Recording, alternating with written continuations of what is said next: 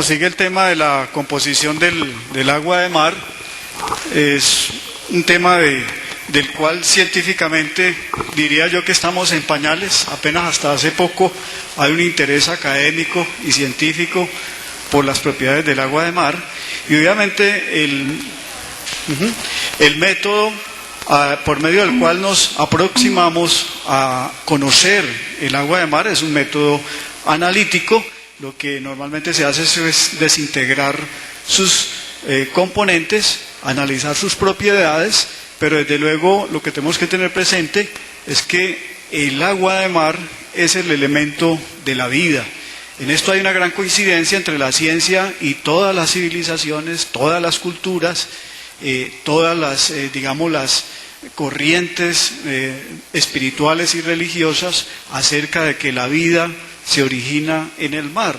Entonces, analizar este elemento fundamental de la vida no es sencillo, por eso digo que estamos en pañales. Hay que reconocer entonces el aporte que hizo René Quintón sobre precisamente mostrar que el medio interno, o sea, todos los líquidos que circulan por el cuerpo, aproximadamente un 70% en los seres humanos, él demuestra que la composición en cuanto a minerales y oligoelementos es similar al agua de mar y demuestra que ese medio interno tiene un origen marino. Así algunos daticos sencillos para empezar. ¿Cuál es la edad del mar? Se ha calculado que aproximadamente tiene unos 4.000 millones de años. El planeta Tierra y el sistema solar se le calculan 4.600 millones de años. El agua, al parecer, empezó a surgir desde las grandes profundidades de la Tierra por la actividad volcánica, luego en forma de vapor de agua se fue condensando y se originan pues los grandes mares. Y se tardaron 2.000 años más para que se originaran otro tipo de células más complejas. Y para no alargar el asunto, lo que les quiero decir que la mayor parte del tiempo, si la evolución la definimos en una hora, pues simplemente hemos estado en el mar 50 minutos de los 60 minutos que lleva el curso de la evolución. O sea, la mayor parte del tiempo hemos estado en el mar. Y al salir del mar, lo que hoy es un consenso en ciencia y en biología, los primeros organismos, al salir del mar, se trajeron el mar por dentro. O sea que una definición bien bonita acerca de los seres vivos que estamos en tierra es que todos, absolutamente, somos, cada uno de nosotros, un acuario marino. Pero esa agua que está ahí se desgasta por toda la contaminación ambiental, los malos hábitos de vida, los problemas nutricionales que tenemos a la orden del día, los problemas de estrés, de tensión, en fin, todo eso va desgastando el acuario que somos cada uno de nosotros. Y la gran obra de Quintón es que él muestra que se puede revitalizar ese acuario marino personal introduciendo agua de mar en el organismo, restituimos, recuperamos minerales, recuperamos oligoelementos, material orgánico, porque esto es una sopa, es una mezcla completa en todo sentido, porque ahí hay macromoléculas de todo orden.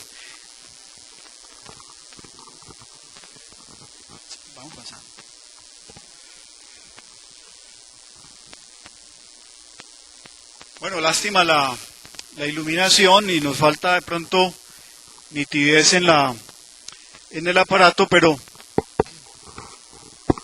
sonido, ¿se escucha? Bueno, cuando hablamos de la composición química del agua de mar, estos son datos tomados de la oceanografía. Es el campo de la ciencia que se ha dedicado más al estudio del agua de mar desde hace décadas, algunas décadas. Entonces de ahí hemos tomado esta información.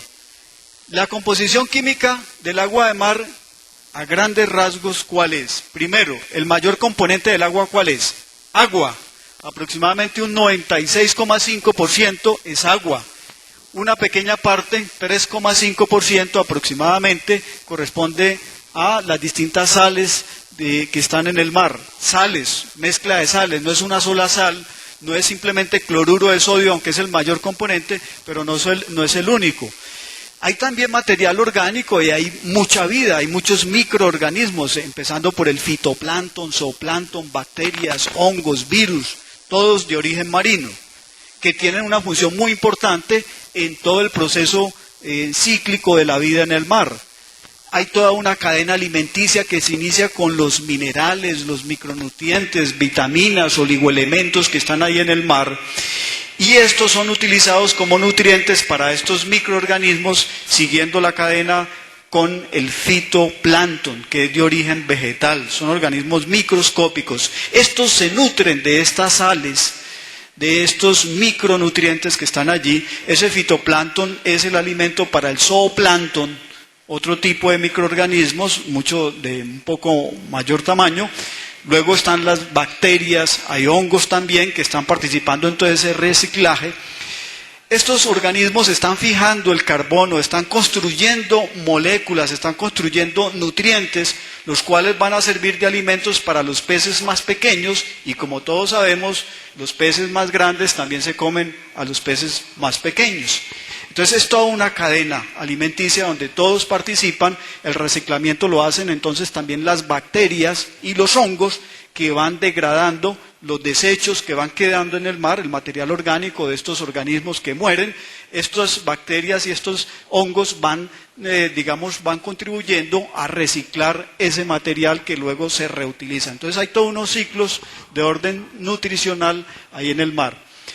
En cuanto a la distribución del agua en el planeta, aquí se ha mencionado también antes cómo la mayor parte de la superficie del planeta, un 70%, corresponde a agua, pero el mayor componente de esa agua es agua de mar. Nosotros podemos ver en la parte inferior cómo los océanos constituyen un 97%, el agua dulce y el agua que está en los polos, los témpanos, el hielo y la nieve corresponden aproximadamente a un 3%, una pequeña parte, y hay vapor de agua también en la atmósfera que corresponde a una mínima parte, 0.001%. Pasemos a la siguiente, por favor. Propiedades físico-químicas del agua de mar. Si nosotros miramos, la temperatura del mar oscila aproximadamente entre menos 2 grados centígrados en los polos no es menos, es 42, es un guión ahí, 42 grados centígrados en las costas como temperaturas extremas. Observen la diferencia que ocurre con el planeta. En el planeta los extremos están mucho más allá, menos 68 grados en Siberia, por allá como en 1922 se logró esa temperatura, y 58 grados centígrados en Libia, por allá en 1975 aproximadamente. Pues un intervalo de temperatura muy grande en el planeta. O sea, el mar tiene una de las propiedades importantes para la vida del planeta, es que regula la temperatura de todo el planeta. Si no fuera por el mar, los días serían muy calientes, demasiado calientes. Podría ser del orden de más de 100 grados centígrados si no es por la existencia del mar, 70% de la superficie. El agua tiene entonces una propiedad que se llama calor específico, que es que tiene una gran capacidad de almacenar calor. Eso hace el mar. Y en las noches, ¿qué hace el mar? Libera ese calor para que las noches no sean tan frías. Si no tuviéramos el mar, las noches serían muy por debajo de 0 grados centígrados. Es decir, si no es por este elemento fundamental en la Tierra, no sería posible la vida en el planeta, por las temperaturas extremas que se podrían presentar. Hay calor de vaporización también, tiene un gran poder de vaporización, conduce calor. Recordemos que en el mar entonces se originan todas las aguas, todo el proceso de evaporación del agua, la formación de las nubes, las lluvias, las precipitaciones que ocurren en el interior de los continentes, pues todo eso finalmente se origina del mar. Aquí tenemos pues cómo hay un gradiente de temperaturas en los distintos mares, en todo lo que es los océanos. Obviamente los extremos, arriba y abajo, los polos, las temperaturas son más bajas, y en la parte pues ecuatorial pues vamos a tener las temperaturas más altas. Bueno, lo de la formación de las nubes, sigamos por favor. Esta es la presencia del fitoplancton, se ha podido medir eso por todos los estudios de oceanografía. La mayor concentración de fitoplancton la vamos a encontrar también en los extremos, en el polo sur principalmente, y obviamente pues hay algunas regiones en el área central donde vamos a encontrar una gran abundancia también de plancton, que son sitios pues de una pesca también muy abundante, porque son los elementos vivos que inician toda la cadena alimenticia. Uno de los aspectos fundamentales de orden físico-químico es la fijación del CO2, es otra característica muy importante del mar, y es que el CO2 que se genera en el planeta se fija en el mar en un proceso que se llama fotosíntesis, o sea, ese CO2 es en forma gaseosa, que, por cierto, cada vez estamos arrojando más CO2 por el aumento en la población humana, por todo el proceso de industrialización, la cantidad de vehículos, las quemas, en fin, todo esto está generando una gran cantidad de CO2 que a su vez está acabando con la capa de ozono en el planeta. Pues el mar hace su trabajo, desde luego que esto no es inagotable, o sea, el mar fija ese CO2 por medio del proceso fotosintéticos. Ahí tenemos entonces el fitoplancton que está convirtiendo ese CO2 en material orgánico, lo está convirtiendo en carbohidratos, en proteínas, en grasas, que a partir de ahí se inicia la cadena alimenticia. Ahí mismo también por la descomposición bacteriana se puede producir CO2 y hay un proceso también propio de las plantas, pero que también aparece en los animales marinos, es la producción de CO2. O sea, la concentración de CO2 en el mar está, digamos, sometido a un equilibrio muy fino, donde tenemos varias fuentes de ese CO2 y que a su vez es la base para iniciar toda la alimentación, toda la cadena alimenticia. Hay un sistema bicarbonato en el mar que es un sistema regulador de pH. El pH del mar es ligeramente básico, un poquito más de 8. Y ese sistema CO2 es uno de los componentes que contribuye a mantener ese pH alcalino. Además, toda la cantidad de sales que vamos a encontrar también hacen su aporte. Hay gases, y la mayoría de los gases que vamos a encontrar en el mar pues es simplemente un reflejo también de los gases que tenemos en la atmósfera. O sea, hay un intercambio muy fluido entre los gases disueltos y los gases de la atmósfera. Vamos a tener principalmente nitrógeno, que en general es un gas muy inerte, no es fijado fácilmente en el mar por los microorganismos, más bien al transformarse en nitratos, nitritos, amonio, pues ya pueden iniciarse en todo el proceso de la cadena. Hay oxígeno, hay dióxido de carbono, gases nobles también. Bueno, en esta tabla se muestra la composición del universo, al lado izquierdo, luego la composición de la corteza terrestre, la composición del agua de mar y la composición de elementos en el cuerpo humano. Así en síntesis es simplemente para mostrar cómo la composición de elementos en el agua de mar, el más abundante es el hidrógeno, está el oxígeno, el carbono, el nitrógeno, calcio, fósforo, cloro, potasio, azufre, sodio, magnesio, en fin.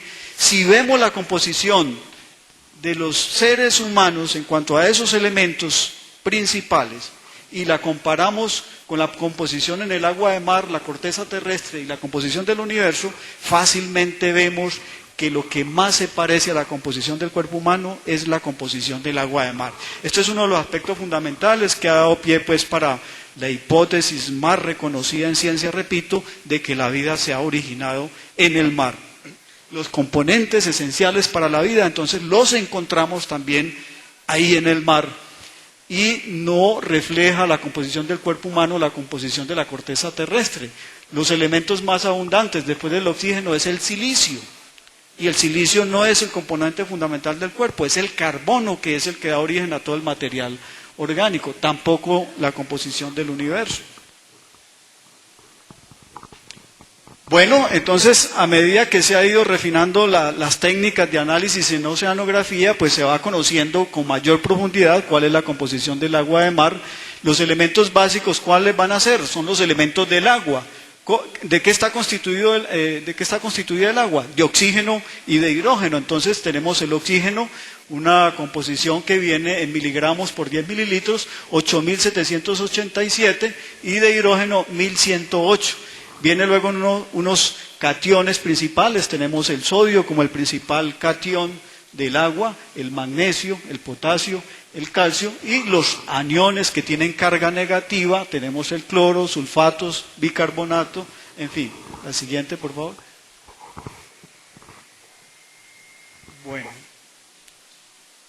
Bueno, no nos da tiempo para hablar de este trabajo del doctor Masaru Emoto, sigamos.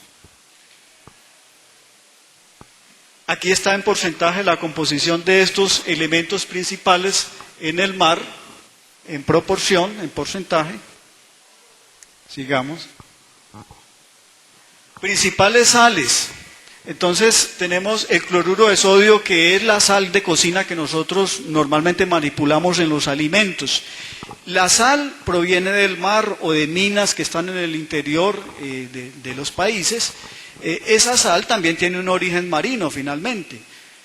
Esa sal se somete a un refinamiento de tal manera que en ese proceso finalmente lo que va quedando es cloruro de sodio, o sea, ya se pierde el cloruro de magnesio, que es otra de las sales importantes, los sulfatos, cloruros de calcio, de potasio, bicarbonato.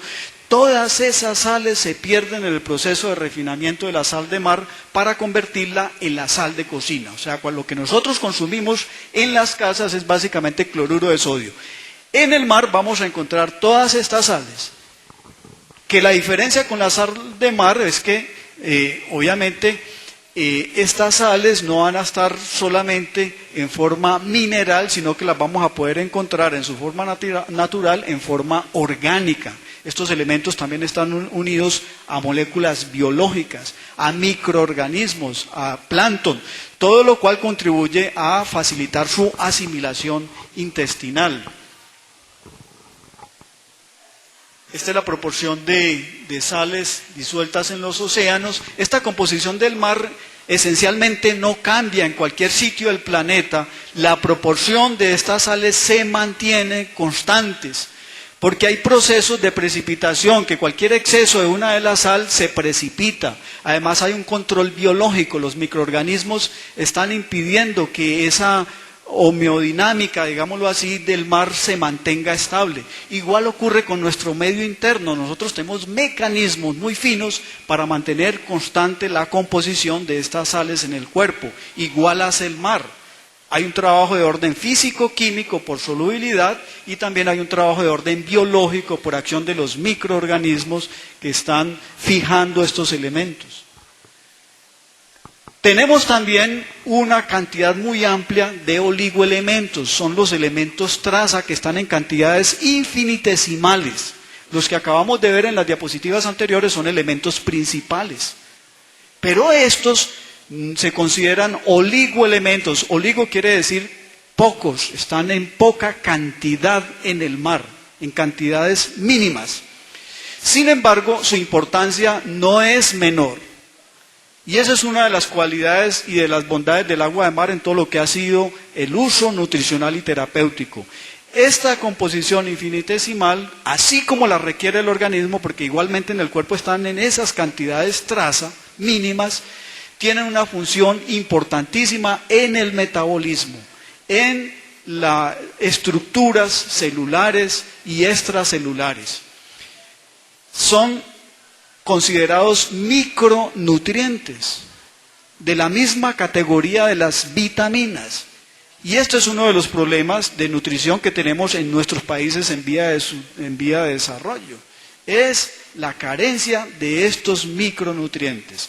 Los países desarrollados pecan por exceso porque suplementan los alimentos que vienen en cajas, que vienen en latas, embotellados, pero nosotros no tenemos programas de complementación y son muy costosos. Escasamente complementamos la sal con yodo, de pronto flúor en el agua, pero el hierro en la harina de trigo, pero pare de contar. Nosotros hoy por hoy se sabe, necesitamos más de 30 de estos oligoelementos demostrados científicamente. Seguramente son más, pero a medida que vamos avanzando en la ciencia y en el campo de la nutrición, se irán descubriendo seguramente más elementos. Pues para que ustedes se den cuenta, todos esos elementos, prácticamente toda la tabla periódica está contenida en el agua de mar y en forma, digamos, abundante y biodisponible, porque están muchos de ellos, una buena proporción, unidos a material orgánico, lo que facilita su asimilación intestinal. Quiero entonces resaltar el trabajo de René Quintón, 1866-1925, un, digamos, licenciado dedicado inicialmente a las letras, a las ciencias humanas, pero que en 1895 tuvo un destello intuitivo en su casa en París, en Francia, una casa de campo, observando una víbora en época de invierno, en estado letárgico, prácticamente muerta. Al introducirla a su casa, a la sala, que estaba a una temperatura pues más agradable, el animal empieza a revitalizarse. Y esa observación tan sencilla, como cualquier observación que nosotros hacemos de la vida cotidiana, pues para él disparó toda una visión acerca del origen de la vida y la importancia de la temperatura en el origen de la vida sobre el planeta. Inicialmente el planeta era muy caliente, se fue enfriando y aproximadamente a los 44 grados centígrados se da el disparo de vida en todo el planeta Tierra en el mar. Voy a poco ir explicando pues cuál es como la filosofía, cuál es su enfoque acerca de la importancia de la temperatura, pero la idea es que hay organismos que son poiquilotermos, que no regulan su temperatura y su temperatura va a depender de la del medio ambiente. Ahí tenemos qué tipo de organismos que tienen esa característica, pregunto. Los reptiles, por ejemplo, las serpientes, los lagartos, en fin, tienen la temperatura del entorno. En cambio, los organismos más complejos como nosotros tenemos la capacidad de regular la temperatura. Cuando hace frío empezamos a tiritar y pues el cuerpo genera más calor. Cuando hace demasiado calor sudamos y eso refrigera y regula la temperatura corporal, o sea, tenemos mecanismos pues para mantener estable la temperatura, que no es similar pues a la del medio ambiente. Entonces llega a esta conclusión sencilla, mire, la evolución va avanzando con este tipo de organismos que son homeotérmicos, o sea, que se han alejado de las condiciones cambiantes del entorno. Aquellos que se han adaptado a la temperatura del ambiente, los organismos poiquilotermos, van desvitalizándose, van en contravía de la evolución, van en un proceso involutivo. Digamos que este es el primer gran destello que tiene René Quintón, y obviamente en esa época ya se conocía o se aceptaba el origen de la vida en el mar, pero es él quien se dedica a la tarea de mostrar cuál es la composición del mar. Científicamente entonces descubre, analizando la composición, que hay oligoelementos, hay minerales que están en el agua de mar y que en la misma proporción están en líquidos fisiológicos de distintas especies animales. Y empieza a comparar, descubre alrededor de 7 elementos más que están en el mar y están en los organismos en tierra. Todo esto pues lo lleva a concluir que el medio interno de los organismos tiene un origen marino.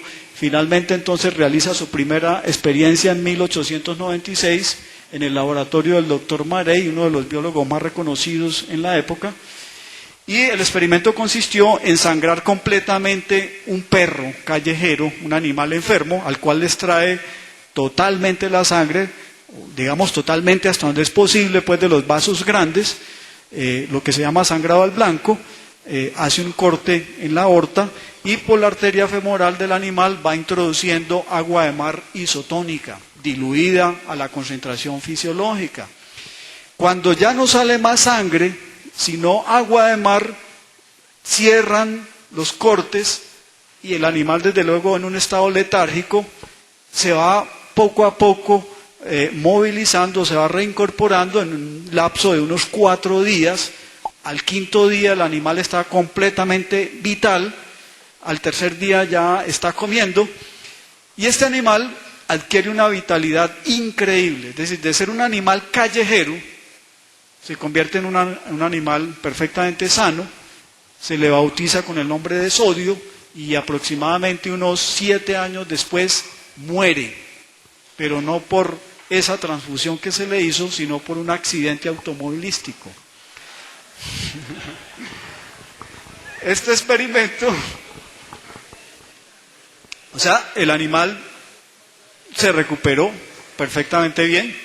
Esta experiencia, como se hacía en aquella época, se hacía ante testigos en los grandes centros académicos. El Instituto de Francia era lo más prestigioso en el mundo, era como el equivalente más o menos a lo que hoy sería la Universidad de Harvard, pero estas experiencias se hacen ante testigos, algo que pues ahora no se acostumbra mucho.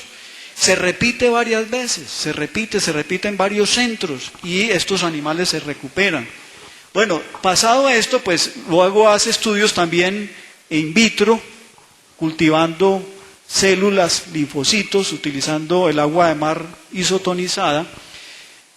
Se le permite su primera experiencia, él no es médico, se le permite su primera experiencia de inyección endovenosa de agua de mar en un enfermo terminal en 1897. Recordemos que estamos en una época donde no existían los antibióticos, las enfermedades infecciosas eran las causas pues de las grandes mortalidades que habían en Europa, especialmente dentro de la población infantil. Estos pacientes, los hospitales prácticamente tenían un acompañamiento al morir, llegaban a los hospitales pues prácticamente a iniciar su proceso de fase terminal, no había mucho que hacer.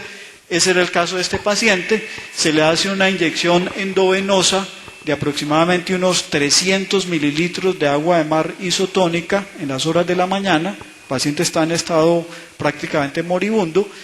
Para sorpresa de la comunidad de este hospital y de Quintón, que él estaba seguro de lo que iba a ocurrir, ya lo había hecho en animales, pues en las horas de la tarde cuando llega al hospital el paciente está sentado, está conversando y está comiendo. La mejoría es notable. A esto pues se sigue toda una serie de trabajos en los hospitales, se hacen tesis de doctorado, investigaciones muy serias en aquella época, utilizando el agua de mar. De hecho, esto da pie para sustentar sus trabajos en 1906, donde se le da el reconocimiento de un sabio de la humanidad, equivalente a lo que sería un premio Nobel. Se crean dispensarios marinos. En 1907 ya hay una gran cantidad de dispensarios en París y en otras ciudades de Francia. En Lyon, por ejemplo, hay un instituto de puericultura dirigido por el doctor Jarricot, y allí hay unas grandes experiencias en la población infantil utilizando el agua de mar. Es invitado también al Cairo por el gobierno egipcio a crear dispensarios marinos para controlar toda una epidemia de gastroenteritis que estaba azotando a la población infantil. Es invitado también a Inglaterra, Alemania, y se crea una cantidad de dispensarios marinos que son sitios donde se hacen aplicaciones de agua de mar isotónica, especialmente por vía subcutánea. Esta es como la teoría esencial pues de Quintón. No me quiero detener mucho en esto, pero la idea es, como les explicaba ahora, más o menos a los 44 grados centígrados se inicia el primer estallido biogenético, la aparición de las primeras células. Estos organismos que se van adaptando en la medida en que se va enfriando el planeta, pues van en un proceso de involución, pero algunos individuos de estas especies se rebelan contra esas condiciones cambiantes del planeta, ese enfriamiento, y crean dispositivos anatómicos y fisiológicos para mantener constantes las condiciones del medio interno. Ese es como una especie de memoria de la vida para mantener esas condiciones de vitalidad original de la célula. Entonces ahí está la temperatura, están las concentraciones, la salinidad. El mar se ha venido concentrando. Se calcula que inicialmente en el momento de la vida la concentración del mar es la concentración que nosotros tenemos actualmente en nuestro medio interno. Los organismos, repito, que se revelan frente a esas condiciones cambiantes son los que van en proceso de evolución y calcula que las aves son las últimas especies en aparecer. Se da la tarea de hacer mediciones de temperatura, de concentración de sales en distintos líquidos fisiológicos de diversas especies animales y configura todo un árbol de la evolución con base en este tipo de variables fisiológicas. Pasemos, por favor. De tal manera entonces que aquí tenemos pues como en resumen los organismos que se van adaptando al enfriamiento del planeta, son los que se van desvitalizando, son los que van en proceso involutivo y los que mantienen la memoria del origen son los que van en el proceso evolutivo con respecto, por ejemplo, a la temperatura y las concentraciones salinas. Sigamos, por favor. La siguiente. Sigamos. Esta es una tabla, una diapositiva que nos muestra la composición relativa de distintos líquidos fisiológicos comparado con el agua de mar que está aquí al lado izquierdo. Lo que vemos es que la proporción de elementos principales, sodio, magnesio, potasio, calcio, se mantiene idéntica en todas estas especies comparado con el agua de mar. La proporción es igual, aunque vemos claramente que el agua de mar es aproximadamente 3 veces más concentrada en sales que los líquidos fisiológicos del ser humano. Entonces, en ese sentido, el agua de mar es un medio hipertónico que se ha venido concentrando desde el inicio del mar hasta ahora, se ha ido salinizando, aproximadamente unas 3 veces más que nuestra concentración interna. Por favor, sigamos. El origen pues de la vida, al salir los primeros organismos del mar se trajeron consigo el medio interno. Ese es el gran aporte de Claude Bernard acerca del concepto de medio interno, que es lo que le da independencia y fijeza a la vitalidad de las células de los organismos superiores que han salido del mar. Es mantener esa memoria viva mediante dispositivos fisiológicos y bioquímicos para que eso se mantenga en unos intervalos compatibles con la vida. Entonces esa información la tenemos, somos un acuario marino. Esta es una fotografía de los dispensarios que funcionaron en París, de los trabajos de René Quinton, hoy convertidos en museos. Aquí tenemos una fotografía de René Quinton haciendo una aplicación subcutánea en un niño. Finalmente él se queda trabajando con la vía subcutánea, hace aplicaciones masivas de agua de mar isotónica. En un niño, por ejemplo, se hacen 2 aplicaciones diarias, una en la mañana de 250 mililitros y otra en la tarde de 250 mililitros. Nunca el agua se queda ahí acumulada, se absorbe perfectamente bien en el organismo. Estas son imágenes de archivo pues, de esos antiguos dispensarios marinos, niños que llegaban en estado moribundo, completamente deshidratados por los problemas intestinales, de desnutrición, en fin, los problemas infecciosos, y en pocas semanas, prácticamente el primer día de aplicación, la recuperación es notable. Sigamos mostrando las imágenes, son algunas, hay muchas imágenes. Problemas de alopecia, caída del pelo por deficiencia de zinc, por ejemplo. El agua de mar tiene un aporte importante de zinc. Problemas de piel, de eczema, dermatitis, psoriasis. Problemas de atrepsia, de mala asimilación de nutrientes. Pasemos, por favor. Bueno.